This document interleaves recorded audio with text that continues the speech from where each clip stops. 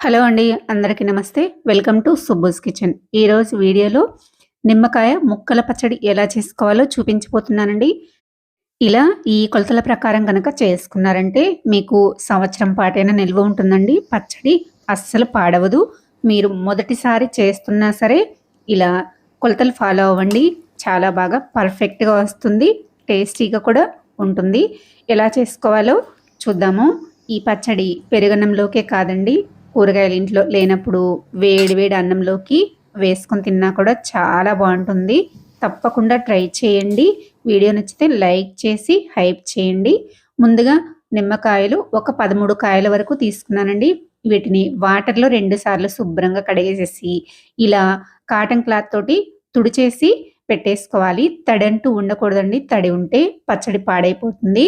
ఈ విధంగా మొత్తం శుభ్రంగా తుడిచేసి పక్కన పెట్టేసుకున్న తర్వాత ఇప్పుడు వీటి నుంచి ఒక 5 కాయల వరకు తీసి పక్కన పెట్టుకుంటున్నానండి. వీటిని రసం పిండుకోవడానికి పక్కన పెట్టేసుకున్న తర్వాత వీటిని కట్ చేసుకుందాము.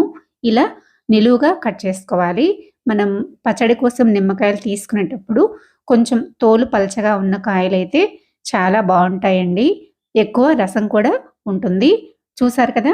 ఇలా నేను చూపిస్తున్న విధంగా వీటిని 4 చిన్న చిన్న ముక్కలుగా కట్ చేసేసుకోండి. ఈ విధంగా కట్ చేసుకొని ఇందులో ఉన్న విత్తనాలను తీసి పక్కన పెట్టేసుకోవాలి. విత్తనాలు ఉంటే గనక మనం తినేటప్పుడు పంటికి తగిలిందంటే పచ్చడి చేదుగా ఉంటుందనమాట. చూసారు కదా! ఈ విధంగా కట్ చేసుకున్న తర్వాత వీటిలో నుంచి సీడ్స్ కూడా ఇలా పక్కకు పెట్టేసుకోండి. మొత్తం నిమ్మకాయలన్నింటినీ కూడా ఇలానే కట్ చేసుకున్నాను. ఈ విధంగా కట్ చేసుకొని పక్కన పెట్టేసుకున్న తర్వాత ఇప్పుడు మనం పక్కకి తీసి పెట్టుకున్న నిమ్మకాయల్ని ఇలా మధ్యలోకి అడ్డంగా కట్ చేసేసుకొని వీటిలో నుంచి రసాన్ని తీసుకుందాము. మీ దగ్గర అయితే నిమ్మకాయ పిండుకునేది ఉంటే గనక దాంతోటి రసాన్ని తీసుకోండి. లేదంటే గనక చేత్తోటి రసాన్ని ఒక గిన్నెలోకి పిండేసుకొని ఫిల్టర్ చేసుకోవాలండి. ఫిల్టర్ చేసుకోవడం వలన విత్తనాలన్నీ బయటకొచ్చేస్తాయి. మన ఇంట్లో కాఫీ, టీలు ఫిల్టర్ చేసుకునే ఫిల్టర్ ఉంటుంది కదా! అందులో వడకట్టేసుకొని పెట్టేసుకోండి.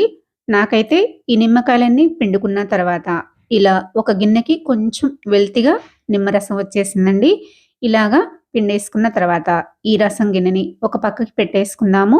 ఇప్పుడైతే మనం కట్ చేసుకున్న ముక్కల్ని ఇలా ఒక గిన్నెతోటి కొలత వేసుకొని చేసుకున్నామంటే మనకి నిమ్మకాయ పచ్చడి పర్ఫెక్ట్‌గా వస్తుందండి. ఇలా ఈ గిన్నెతోటి కొలుచుకుంటే నాకు 3 కప్పుల వరకు వచ్చాయండి.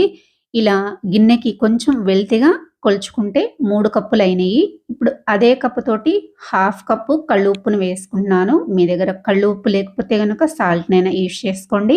ఇప్పుడు ఇందులోకి మనం పక్కన పెట్టుకున్న నిమ్మరసాన్ని కూడా వేసేసుకొని, ఒక స్పూను పసుపు వేసుకొని ఇవన్నీ బాగా కలిసిపోయేలాగా కలిపేసుకోవాలండి. ఈ నిమ్మకాయ పచ్చడి స్టోర్ చేసుకునేటప్పుడు మనం ఇలా గాజు గిన్నెలో కానీ, లేదంటే జాడీలో కానీ పెట్టేసుకోవాలి. తెల్ల గిన్నెలు, స్టీల్ గిన్నెలు కనుక వాడుకున్నామంటే గిన్నెలు పాడైపోతాయండి. అలా కాకుండా ఇలా గాజు గిన్నెలో పెట్టేసుకొని స్టోర్ చేసుకోండి. ఇలా గనక ముక్కలు నొక్కి పట్టేసి ఇప్పుడు దీనిపైన మూత పెట్టేసి ఒక 4 రోజుల పాటు ఊరనివ్వాలి. మీకు రెండో రోజు తీసి చూపిస్తున్నానండి. ఇలా మనం ప్రతిరోజు ముక్కల్ని కలుపుకుంటూ ఉండాలి. ఇలా 4 రోజుల పాటు ఊరపెట్టుకుంటే సరిపోతుంది. రెండవ రోజు కూడా ఇలా కలిపేసి మూత పెట్టేసి మరో 2 రోజుల పాటు పక్కన పెట్టేసుకున్నాను. మీకు ఇప్పుడు 4 రోజుల తర్వాత చూపిస్తున్నాను. చూడండి ఇప్పుడు బాగా ముక్కైతే మెత్తబడిపోయింది. రసం కూడా కొంచెం చిక్కబడింది. ఉప్పు కూడా బాగా కరిగిపోయింది. చూసారు కదా! ఇలా మొత్తం ఒకసారి బాగా కలిపేసుకున్న తర్వాత ఇప్పుడు ఇందులోకి మిగిలినవి యాడ్ చేసుకుందాము. ఒక స్పూను ఆవాలు, అలానే హాఫ్ టీ స్పూన్ మెంతులు వేసుకొని ఈ రెండింటిని దోరగా ఫ్రై చేసేసి ఇలా పౌడర్ చేసుకోండి. ఇలా లేకపోతే మీ దగ్గర కొన్న పౌడర్ ఉన్నా కూడా వేసుకోవచ్చండి. ఇప్పుడు ఈ పౌడర్‌ని నిమ్మకాయ ముక్కల్లోకి వేసేసుకోవాలి. మనం ఉప్పుని, ముక్కల్ని ఏ కప్పుతో అయితే కొలుచుకున్నామో అదే కప్పుతోటి హాఫ్ కప్ కన్నా కొంచెం తక్కువ వేసుకుంటున్నానండి. మీరు కారం ఎక్కువ తినేటట్లయితే గనక హాఫ్ కప్ కారం వేసుకొని ఇలా ఒకసారి మనం వేసుకున్న పౌడరు, కారము బాగా ముక్కలకి పట్టేలాగా బాగా కలిపేసుకోవాలి.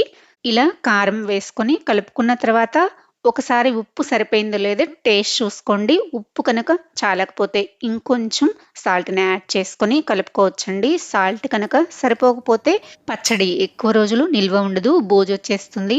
ఇప్పుడు ఈ పచ్చడిలోకి కాచి చల్లార్చిన నూనెను ఒక 2 గరిటెల వరకు వేసుకొని కలుపుకుంటున్నానండి. ఇలా వేసుకోవడం వల్ల పచ్చడి కలర్ మారదు. చాలా రోజుల వరకు నిల్వ కూడా ఉంటుంది. కావాలంటే ఈ పచ్చడికి మీరు పోపు కూడా పెట్టేసుకోవచ్చండి. నేనైతే పోపు పెట్టేసుకోకుండా నూనె వేసుకొని కలుపుకున్నాను.